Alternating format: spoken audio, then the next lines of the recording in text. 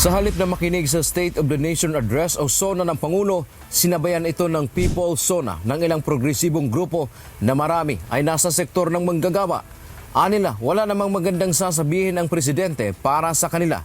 Ayon sa labor leader na si Attorney Luke Espiritu, sa nakaraang 3 taong termino nito, wala siyang programa para sa mga manggagawa.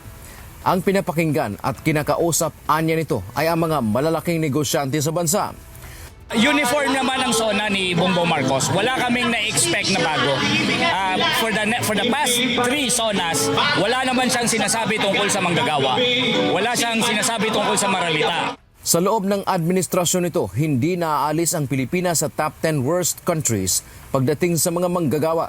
Nananatili din ang bansa na number 1 rice importer sa buong mundo at may pinakamahal na presyo ng kuryente sa Asia at deadliest country para sa mga mamamahayan. All of those figures, mapagyayabang mo ba na ikaw ay presidente ng isang bansa na worst country for worker? Ikaw ay presidente ng isang bansa na number 1 rice importer sa buong mundo.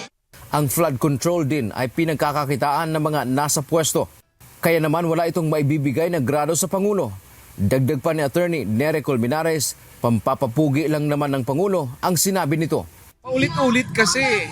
Alam mo, pag nangangako yung isang tao sa'yo, makinig ka.